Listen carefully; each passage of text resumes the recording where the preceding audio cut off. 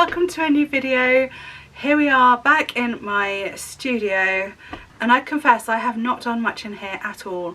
We saw the whole process of the sewing room, done, dusted, all ready to go, but in here is an absolute mess. So things are happening, things are moving around as you've seen before, things are getting organised slowly, but we've still got a lot of mess in here. So I'm going to be tackling that today, and I thought, well, you might as well come along and join me. And if you've got a bit of a messy studio or a messy corner, messy desk, then perhaps this will be inspiration to help you get going as well. Leave this playing whilst you get on with yours as well. Let's do this. We can do it.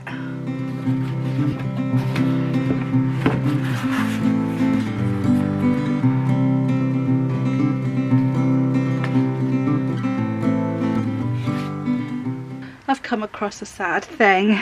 It must have fallen down behind the baskets that were in here before. A partly made children's skirt.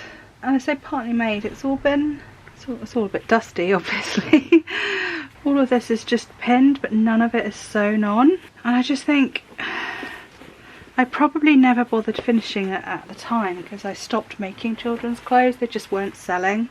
So yeah, it's all a little bit sad really. I may as well just take the pins out, keep the pins and throw the rest away. These were made out of my daughter's trousers.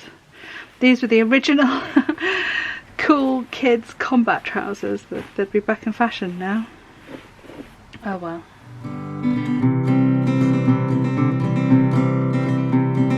It's really good that the apples are ready from the tree at just the right time when we've just lit the Rayburn, and I do somehow think that apples cooked on a wood-fired stove just somehow taste nicer.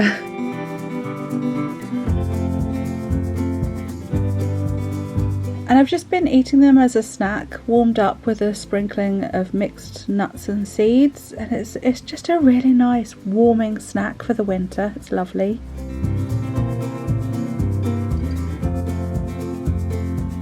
And I reckon we've got another pot this size to come because I had to put in a second lot.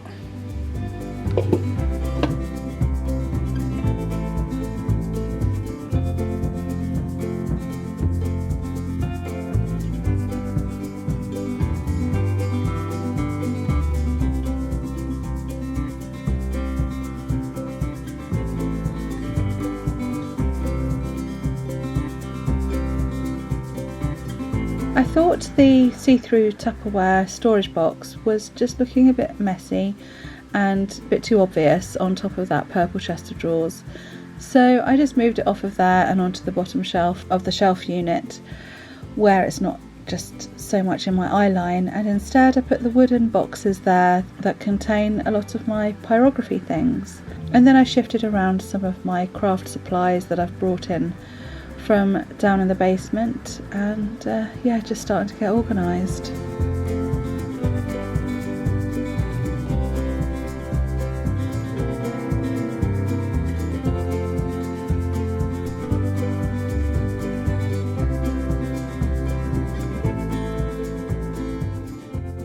So just outside my door is the hallway where we've got our bookshelves, and they're a little bit packed, so I thought I might bring in some of the art instruction books. I'll leave the sort of inspiration, the books of just prints of art, you know, from artists, as I do have a little bit of space at the bottom there. I think I'm going to put in, I've just recently got these books here. I'll show you them a bit more in depth in another video, but I thought I may as well fill up that space with some books, and so these aren't quite as packed as they are now.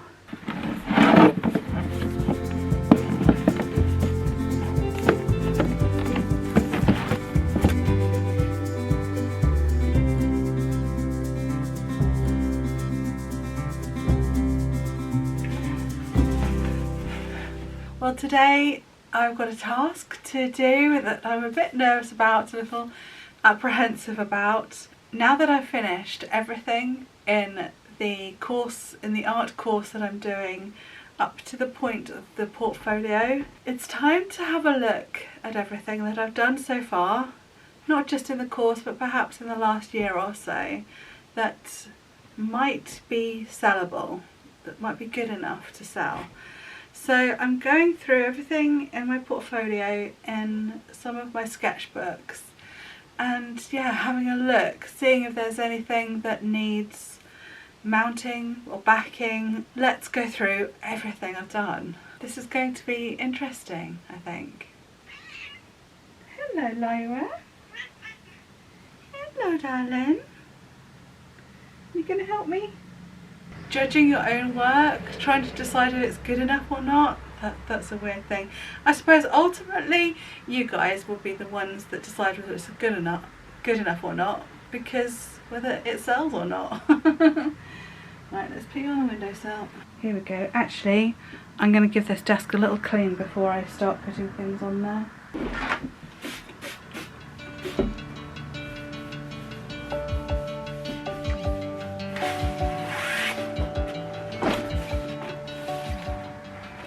I'm a little unsure whether people would want a black and white drawing. I'm pretty good at accepting rejection, so I'm quite happy, I think, just to put things up and see whether they're wanted. I'll not take it too personally if nobody does.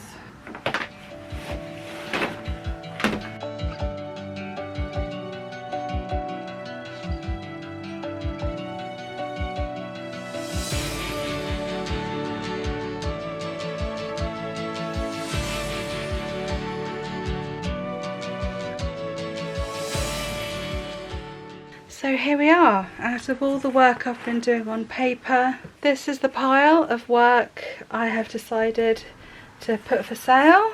So now it's sort of the logistics of it all. I think the A4 pieces and probably the A3 pieces as well, I will sort of sell as is. Obviously I will get the guillotine and chop the edges off.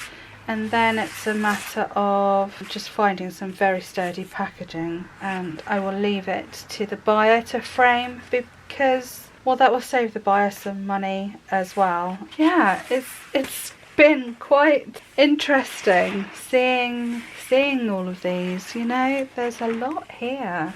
I have had a busy year or so. Let's neaten these up a little bit. So now I need to sign them, write descriptions, measurements, that sort of thing. Yeah, because I do have quite a variety of sizes. So it is confusing. It's a shame Britain and America can't come to a decision about paper sizes. Look how minusculely different that is. So this is an A3 size, and then this is just like a little bit wider and a little bit shorter. So annoying. And this isn't quite A4. Look, that's A4. And then that's just a bit bigger, but not A3. Yes, anyway, let's get these together. If I sort them into sizes that are the same. But then you see, look, this is meant to be A3. That's meant to be A3, and that's a smidge shorter. You have to check all the measurements. So that's on the same paper as that one. Not quite A3. Okay, well, I shall go through these then, sorting them out into sizes, and then decide on prices. That's a bit of a tricky one. Like, this was an alla prima sketch, really, in oils, but I really quite like it, and in a study, I think that would be quite a nice picture on the wall. Well, let's try them and see. The A2 sizes are a bit more difficult to post. So my first thought was perhaps I could roll them and send in a tube, but these dots here are all with what's it called, modelling paste or just texture paste, and I'm worried about that cracking. And that's not the only one. This one is covered in texture paste. I think the A2 pieces I'm going to back onto board. I'm going to glue them all onto a board, because the board I would have to buy anyway to post them. Well, I may as well glue them on, and if I'm gluing them on, I may as well also varnish them. So I think the A2 pieces might end up being a bit more pricey. Again, texture paste makes postage difficult, so but if they're backed onto a board then I'd be much happier about sending them. Yeah. Okie dokie. I will sort these out into size order and probably leave it at that for today. That's the next step done.